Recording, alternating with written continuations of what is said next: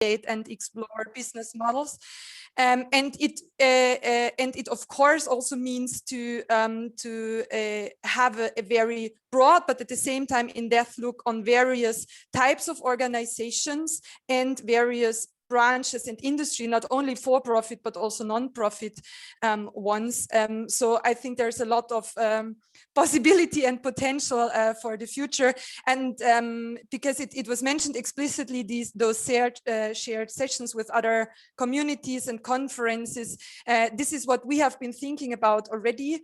And we're very lucky. This is one of the advantages of what this pandemic has brought, namely that these digital and virtual conferences make this even easier to align or even to have sessions in parallel while two conferences are taking place. There's some practicalities which still need to be figured out, but I do agree on that. A bit more words, but this was also your question, Bill, on what has been achieved so far. So I'm very sure that within at the end of this panel discussion, but also at the end of this conference, we will all be inspired. But what can and could and should be done in the future. So I was also chairing sessions, yesterday and today, and I had the chance to see so many fruitful approaches and so many new inspiring ideas. So I'm definitely sure that we don't lack inspiration, but I also do agree that we missed some points so far. But what I think we also have achieved is in addition to this community building, and thanks Nancy for mentioning our conference or this NBM conference as one example, we saw a lot of varying contents covered, but also theoretical contributions to this field. And this is essential and necessary as well. So it's about the practical relevance, it's about collaboration, it's about knowledge exchange. And of course, foremost, the overall idea is to provide solutions to real life problems. But this also needs to be backed, I believe, by robust findings based on scientific methods and studies. And here we definitely see a lot happening. Current or very recent developments are, of course, business models in the context of circular economy, just to mention one example, or design approaches brought in the business model discussion, as well as that we are slowly starting also to explore impact and performance measurements also from various perspectives. Yeah, so just to name a couple of examples, this is of course not a complete list. This would take an hour probably to really give an overview. But to sum it up, we are still a young field, but the field itself is also mature up to a certain extent, and a lot is going on. I think we should avoid, and maybe I can comment on that later on a bit, we should avoid kind of a silo building. So really being open to different topics and disciplines is essential. That's great. Thank you. Thank you, Romana. And thank you for doing that span of time there. So Roz, over to you. So your work focuses on several concepts that intersect and are relevant here. So one of them is dark matter, or the matter that isn't visible, and it sort of creates a contrast with what is visible. Some folks know about this through the iceberg model. You also engage with Alex Steffen's notion of predatory delay. And the time or pace issue. And then finally, both you and Anders work with the question of backcasting. So if Anders gets on in time, we'll sort of have him primarily focus on the backcasting question. But if not, hearing from you on the question of backcasting and the role that it can play, given that Ralph raised that. So over to you to just give a brief explanation of those concepts and how they intersect and may help fill in these potential blind spots. Great. Thank you, Bill, and thank you, Ralph, and Nancy and Romana. And it's great to be here. And I'm just coming from another conference where we talked about transformation in design. So I'm going to continue the theme. And I want to start maybe with the second point, which is really about the question of urgency, which is something that informs my work. And Romana just talked about how new business models is a young field. And in a sense, we're in this maybe an uncomfortable position where we're developing, but at the same time, I think there's also a real sense of urgency, right? You mentioned Alex Stefan. He talks about that sustainability in essence becomes about speed, right? It's not just about winning, because as we know, Bill McKibben says, right, winning slowly is the same as losing, right? So for us, I think that the question is not how we continue to develop, but how we do it fast enough in order to remain relevant and to become more effective. And so the question, for example, is that when it comes to thinking about speed and the question of urgency, right? How do we inject it into our work? How do we make sure that we take into consideration the time frame and really that sense, right? That that we need to be moving forward faster in order to get to where we want to be. And talking about where we want to be, that alludes really to the question of backcasting, right? The idea that we really want to have a very good understanding of what is that desired future, right? That Ralph was talking about, and really have a better understanding, right, of where is it that we want to be, right? There's this quote associated with Yogi Berra, right? That if you don't know where you're going, you'll end somewhere else, right? And in a sense, this is perhaps, what could be the question here, right? We need to know where we're going, and I'm not sure that we have a good understanding of it. So that is where backcasting is helping us, right? Because it uses, right, that desired future as a starting point to the conversation, not where we are, which I think that to some extent, right, is what we're mainly focused on, trying to map where we are. And I think we really need to shift our focal point. And once we know where we want to go, the question is, how do we get there? And I think this is also something that I feel that is a weakness of ours, which is really about having a good understanding of our theory of change. How do we get from where we are to where we want to be? I think that that in a sense, my metaphor is really about building a bridge, right, between the theoretical and practical. I think that, again, given the urgency, given, I think, our willingness to be relevant, we need to understand, to have a clear theory of change. How do we take whatever we work on, right, and how is it going to be eventually translated into impact, right? The impact that we want to have. And finally, speaking about the focal point, my sense, Bill mentioned dark matter. I'm not a physicist, but the context is really building on in terms of strategic design, which is my field, and with regards to Dan Hill, that talks about the importance really of dark matter, right, that constitutes the majority of the matter in the universe, but it's invisible. Nevertheless, it's critical to life on Earth, and therefore the question that I would ask, right, is, again, when we think, when we talk, when we explore, investigate business models, to what extent we pay attention to the dark matter. My sense, I mean, there are two ways to look at it. If business models are the matter, right, do we look at the dark matter, really what shapes business models, right? My focus is on mental models. You can talk about culture and so forth, but really what actually moves the needles when it comes to business models?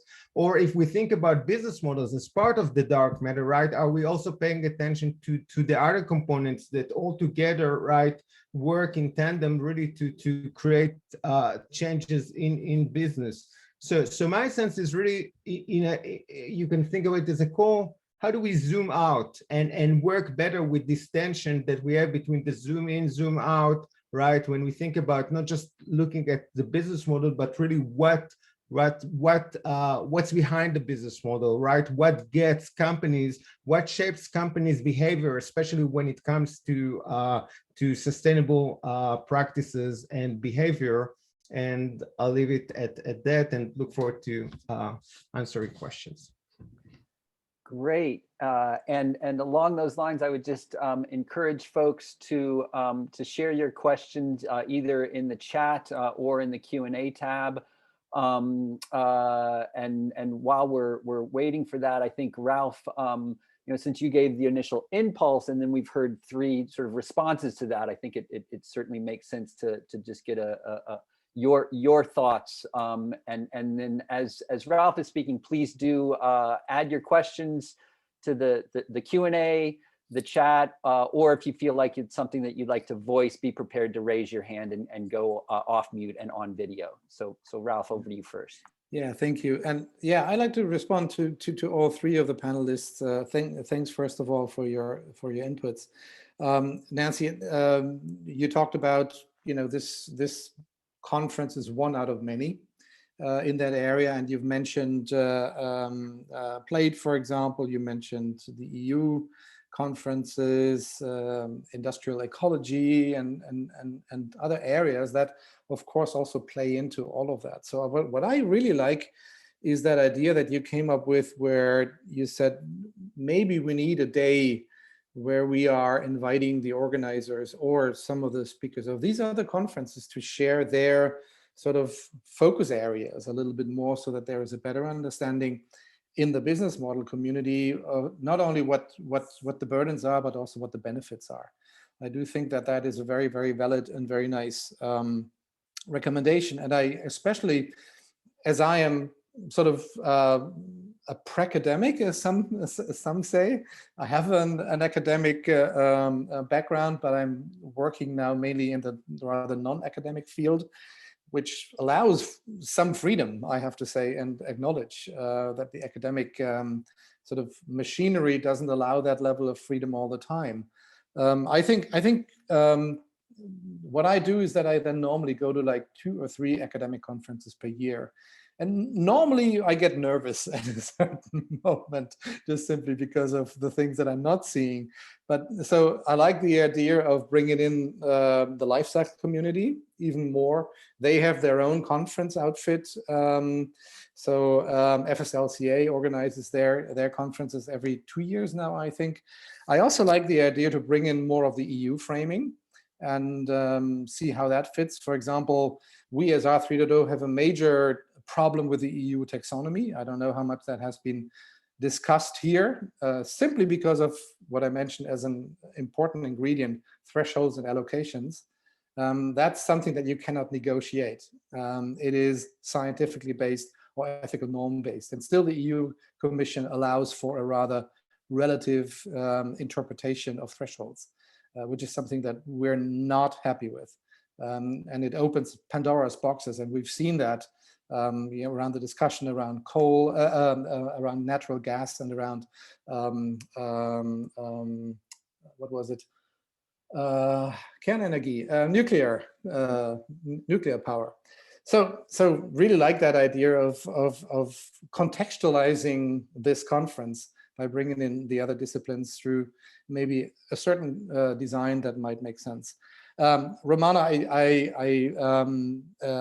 agree that we are in a young field here, and that we need to avoid silo building, which you also mentioned. And I think the 3 things that I recommended, more research around sustainability context, more research around multiple capitals and also the interdependency of these multiple capitals of each other.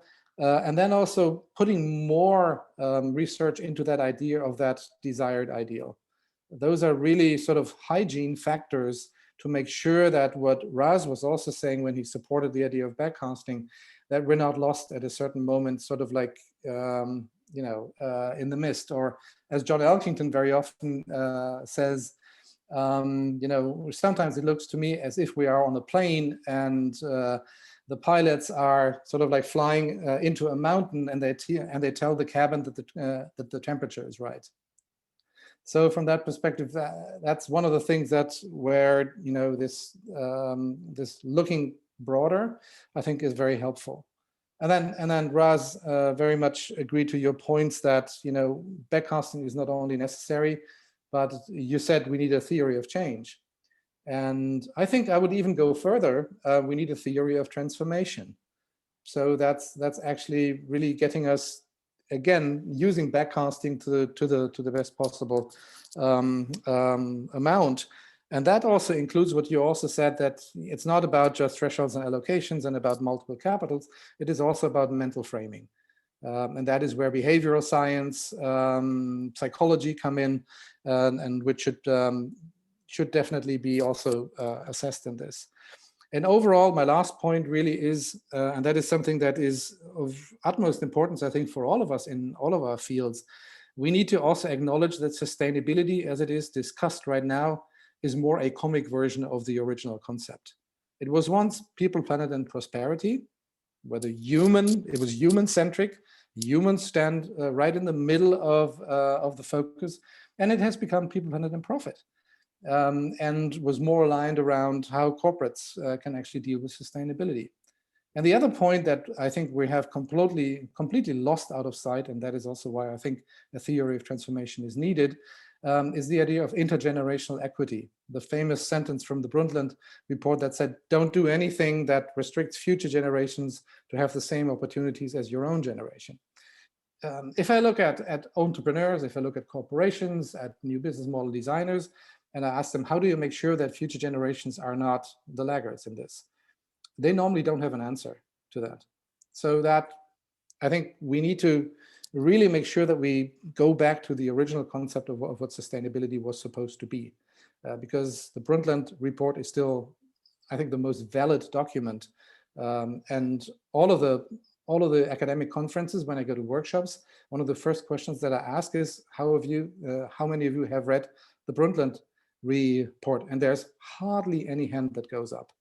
So I think we need to also go back to the original sources and really honor them to a certain degree. So thanks.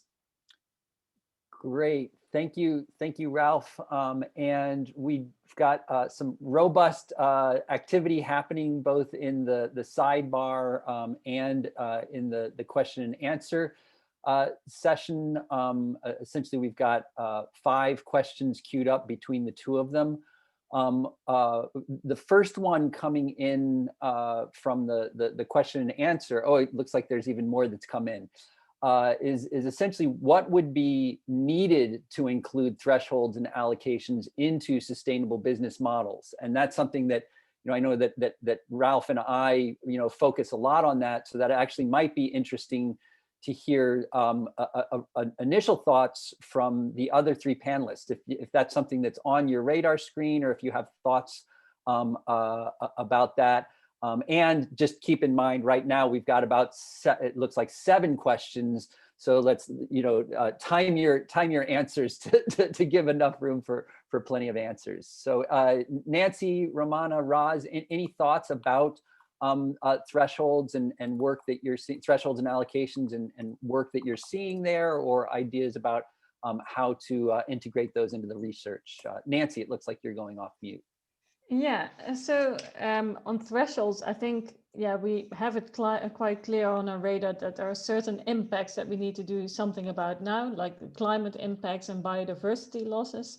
And I think also the theme of our panel session is also regeneration. So what I see as a trend also in what businesses are doing, so that's transdisciplinary, looking at where business is now, is basically focusing very much on regeneration, and that as an integral part of their business models. Like I think it was recently, was it Coca-Cola or another massive business looking into reviving bee populations. Patagonia has been in regeneration for some time already. There have been massive investments in regeneration now, because it's already what has been said by Patagonia as well, there's no business on a dead planet. So I think more and more companies are following that example. So they're still doing the efficiencies, the improvements, but regeneration will be the next big thing. There was also a very nice academic paper on that recently by Haan and Tampe on the regenerative business. So it's a nice, more theoretical summary of that topic. So that is more on where business is going. I think you had a second aspect to your question. The threshold and... So thresholds and allocations. Allocations. Yeah. So I think business model innovation is all about boundaries and changing your boundaries as a company. So one of the PhD students that I'm co-supervising is Mirte Velter, and her work was also broadcasted on the NBM website, but she's investigating how companies negotiate different types of boundaries of their own identities, but also their organizational boundaries. And I think that type of work from a theoretical perspective can also lead to practical tools and methods that she has been working on as well, that can be helpful to think about. Where am I from an identity perspective? What should I do for the allocation of the roles, and who should be doing what? And yeah, one of our old tools from 2013 is the value mapping tool, and that was more for inspiration on that topic. But I think there's more prescriptive tools like the one by Mirte now being developed to help people think about organizational and identity type of boundaries. Great, thank you, Nancy. And we've got a bunch of questions, so I'll just chime in really briefly on this. I was just in a panel at the Audencia Business School on I think it was Tuesday, and Richard Jabot gave a very excellent presentation on thresholds and allocations that I spoke on, and Jeff Kendall from Future Fit. And he's producing, he's already sent across the bibliography, the literature review for that, and did a lot of interesting work on the allocations question. So keep your eyes out for that. I'm going to shift things over. There's a sort of a cluster of questions around backcasting, and I'm going to kind of summarize them. So one question was about the dynamic tension between sort of an ideal that we're thinking of, and then sort of being attentive to what's emergent, and that's particularly in systems theory and in regenerative economics. That's a key theme. The other point that was made, or question that was made by Rishi in the sidebar, was the notion of if we're looking to an ideal, might that be an ideal future where for-profit actually isn't part of the agenda, that we're actually looking at not-for-profit organizations. And I just saw an excellent paper that came out on this, and I can't remember it right now, but it's on my Twitter feed, that is drawing on the work of, I know one of the co-authors of a previous paper was Donnie McLaurin from the Post-Growth Institute. So that's sort of another question. And then finally, on the backcasting, at least from what I can encompass here, Eric Fath Combs had made a point about a distinction, and had offered to go off mute and voice that one in particular. So I think maybe let's go to Eric to invite you to go off mute. And then bring it back to the panel to address these questions of emergence and profit.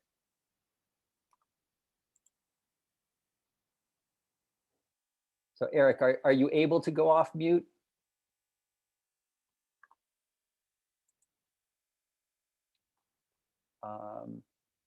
And if not, so maybe while we're waiting. Oh, okay, great. Go for it. They had to unmute me, so thank you for that. Just to ask a quick question from Roman and Robert and other people as well. We see it's not just backcasting, we see it's backcasting from visions framed by sustainability principles and that concept of sustainability principles. Just curious your thoughts on those, some guidance about the principles, and then where to find them and how to use them. Okay, great. Thank you for that question. So it looks like Roz is off mute first. So do you want to take a first crack at that, Roz? Sure, I can quickly refer to questions. So there are different backcasting approaches, and I'm more comfortable and I prefer to use backcasting from sustainability principles because I think it allows you to create a certain flexibility that could help enable companies and whoever is using it to evolve in ways that fit their own context. And if you look for specific examples, check, Bill mentioned Future Fit. Their work is based on the natural steps vision or backcasting approach, and they're also using backcasting from principles. So if you want to see exactly what does it work and how it translates to a framework that enables companies to actually work with that, I would definitely, I would recommend to look at the Future Fit and how they do it. It's a great example. To the point that Rishi made, I think that first, I would say for me, I definitely see looking for profits as a driver that could well serve us also in a context of sustainability transformation. I would say that at the same time, I would consider how to change the hierarchy. Why do we need to consider profits first and sustainability second? I think that we need to consider that this is not the law of physics. This is just an idea. And as an idea, we know that it doesn't work well. So perhaps I think one of the questions that we need to ask ourselves is how do we shift this hierarchy, right? How do we flip it to start with sustainability and then move to consider profits in a way that would serve companies and beyond companies, society and the planet in the best way possible. I would just add that in a sense, people may say, whoa, this is too radical. But at the same time, we are again going to that sense of urgency that I think that we need to go beyond that lack of imagination that we have and figure out how to do it in a way that would work and work quickly. Okay, great. Thoughts, Romana, Nancy, Ralph, and Ralph, actually, one of the questions is geared towards you. So we're going to that next. So maybe Nancy or Romana, any thoughts on this one, or shall we move on? Great, perfect. So I want to go to the question from Thomas Santa Maria. And the question is, I would like to know first from Ralph, how does he define a regenerative economy and regenerative business models, and then maybe open for the panelists why they think we don't see enough research on regenerative business models in our field. Is it because there are not enough real cases or lack of theory? There was actually only one contribution to the conference analyzing the case of Goyaki, which could be considered a regenerative business model that is fostering regeneration of degraded rainforest while operating profitably. So here we get some of that question coming in. So this one is directed to you, Ralph, but then we'll open it up to other panelists. Yeah, thank you, Bill, and thanks, Thomas, for the question. The idea of backcasting and piggybacking on what Raz was saying was not sort of totally clear from us right from the start. When we looked at the outcome document of the Rio+20 conference, which was called The Future We Want, we looked at each other and we said, well, that's not going to get us anywhere. It's really the future that we design, that we need to actually somehow instigate. And that actually was the trigger point that gave birth to R3.0. And the first major challenge that we really had was the idea, so what is it then that our government leaders have decided upon, and nobody is really prepared to get us there. They called it a green, inclusive, and open economy, and we over time changed that to regenerative and distributive economy as an outcome of our research. And we looked at it at around 800 different reports and articles and whatever was out there, much of that prepared before the Rio+20 conference.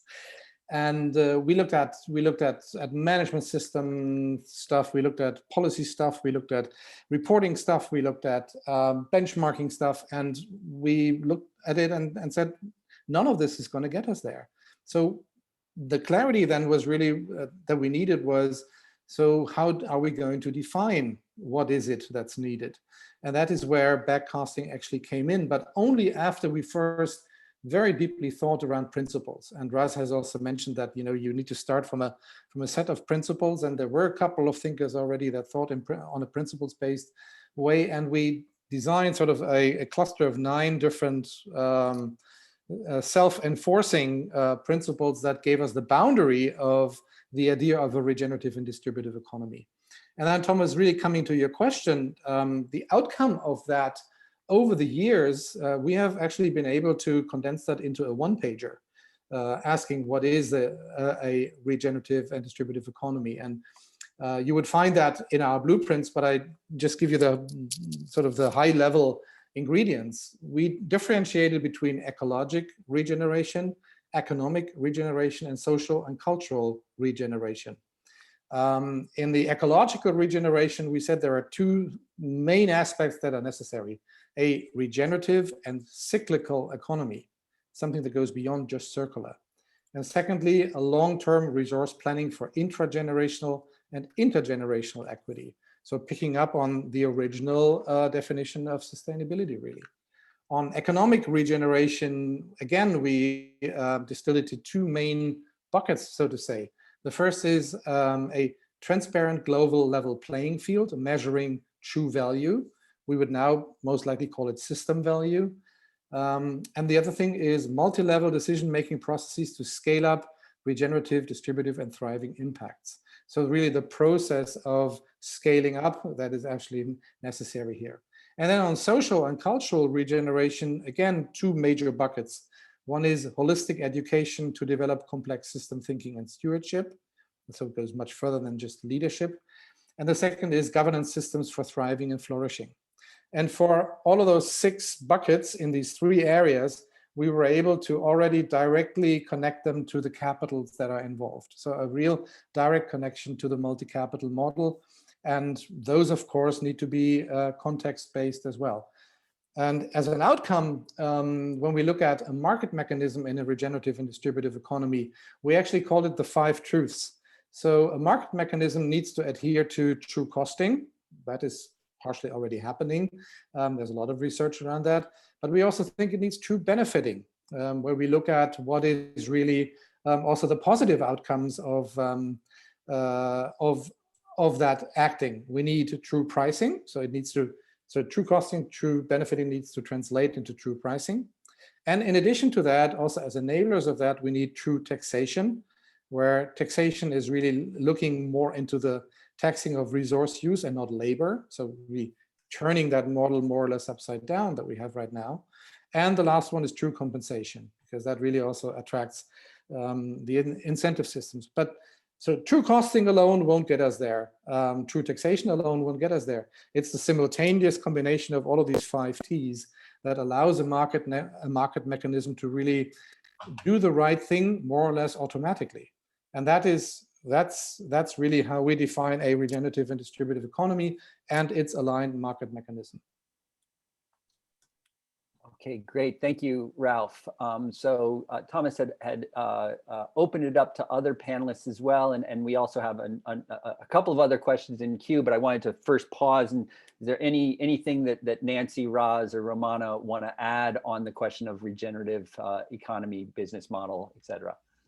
Nancy, it looks like you. Yeah, I think all of these points are super valid, and I think there's ongoing discussions on what we should be measuring and why. So some people are of the opinion that you don't need to value natural capital to see its value.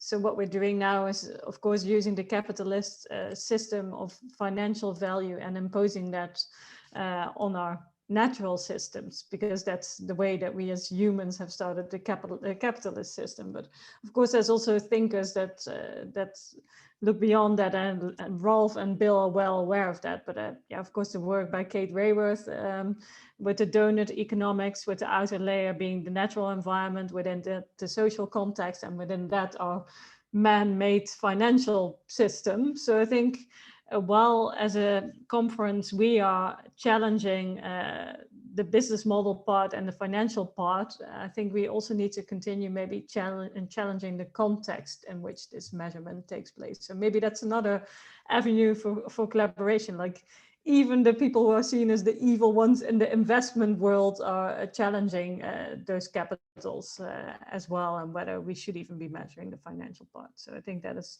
my take on measuring and this type of accounting, which I like, but should also be seen with a word of caution, really. Great, thank you, Nancy. And I'll just say one thing as we transition. Oh wait, Romana, looks like you. Over to you. I can continue, please. Please. No, I just wanted to without repeating what has been said, I just wanted to emphasize one important issue, and it was called as different mechanisms, actors. You can take on it from or look on it from a transition perspective. But there was a question whether like how can we change business models as such, and I only would like to emphasize that point that this change and transition we are aiming for is of course going to be consisting of collaborative efforts. That was mentioned and emphasized yesterday already. It's in the focus of this conference for very good reasons. Yeah, and including various perspectives, not only, so to say, academia and in this case, private businesses. I think this is key, although it increases complexity. Is yeah, that just a short answer on that. Okay, great, thank you. So we do have a bunch of questions still, and we've got about 5 minutes left. So really going to try to get as much as we can into here, and also trying for some diversity of issues. So for folks who we don't get to voice your question, my apologies in my choices here.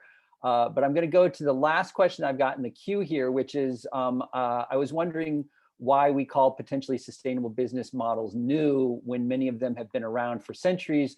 For example, if we look at cooperatives, perhaps sometimes we don't have to reinvent the wheel, but look at models we already have in our economies and look outside of global north economies as well, learn from and elevate those pluralist models more into the mainstream. So that was in some ways a comment and a question, but I just open up any thoughts around cooperative business models, for example. Nancy, over to you.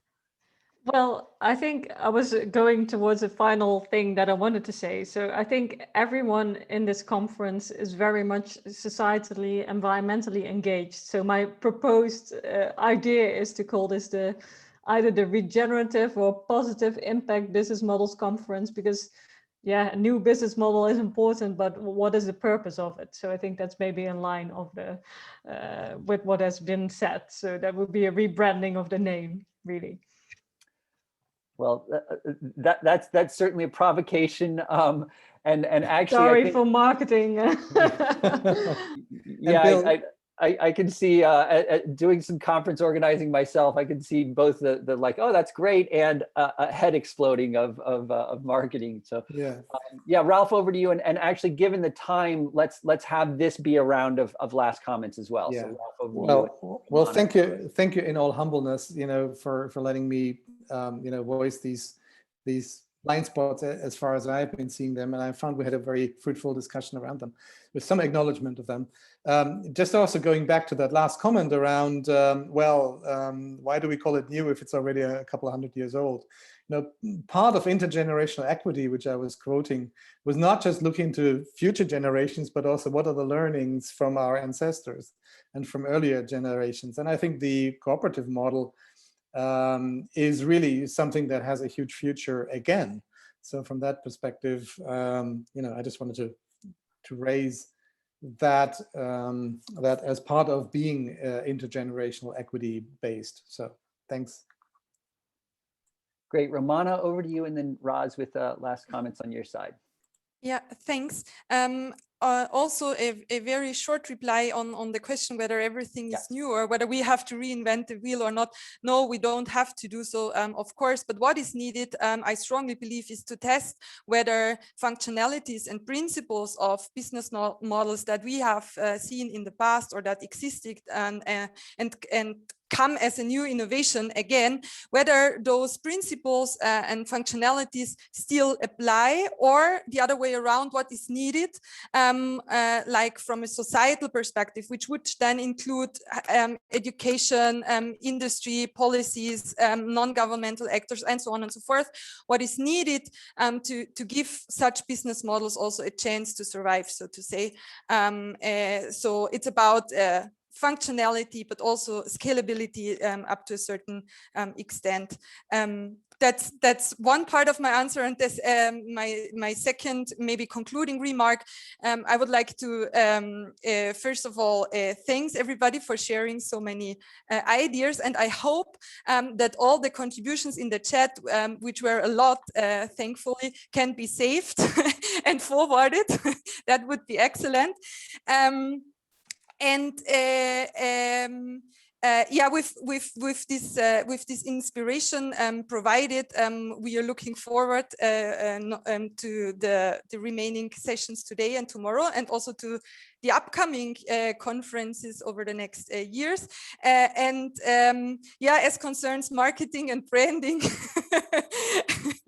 Don't let your head explode. Yeah. Yeah, exactly. Yeah, let's see what will be the result out of that. But what is our intention and what was our goal is actually to point also to the fact that it allows for innovation and change and flexibility and plurality of issues as well. And I think this is very well covered, has been covered in the past, and will be covered in the future. So yeah, that's my final point. Thank you very much for having me here. Great. Roz, over to you with final words. So just to be quick, I mean, I think overall we all have to get somehow out of our comfort zone. I think talking about urgency, talking about the challenges, we feel very comfortable where we are, but we need to push the envelope and, further explore how really to, again, to make sure that we're providing